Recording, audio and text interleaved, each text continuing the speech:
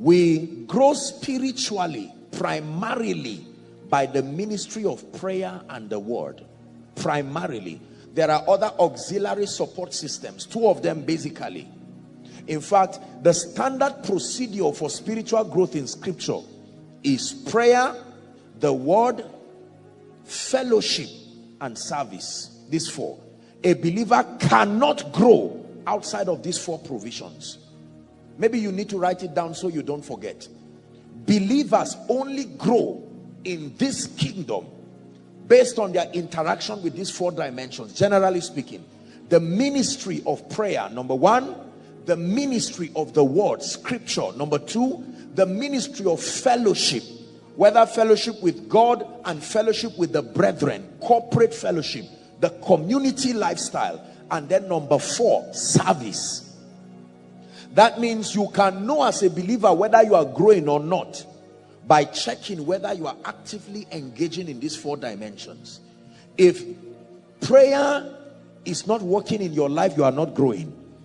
If you are not growing in the understanding of scripture, you are not growing. Number three, if you have been around for a long time and there is no part of your Christian experience that is dedicated towards service, then there is a dimension of growth you are not experiencing. And finally, fellowship. We have fellowship with God and with men. If you have fellowship with God alone, you are still not growing. Are we together now? Yes. I was glad when they said unto me, come, let us go to the house of the Lord. Why am I teaching you all of these things? Because you see, as you begin to grow spiritually, it's important for you to not just act out of faith alone, but your faith must grow into trust. That means you have come to a point where you know the workings. You should know why you are growing. Are we together now? They shouldn't just say, why are you growing? And you say, well, I'm in koinonia and they feed me well spiritually. That is true, but that's not accurate enough.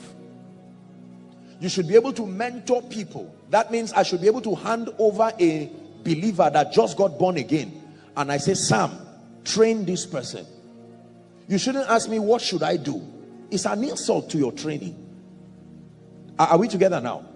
If someone is handed over to you now and say, please, pastor or prophet or brother or whoever you are, mentor this person. You should not sit down and then you are just lost and wondering, okay, what do I do now? Do you pray? No. You already know. The boundaries of growth are prayer, the word, fellowship, and service. That's it. Any other thing outside of these four jurisdictions is a total waste of time. It will not contribute to your growth.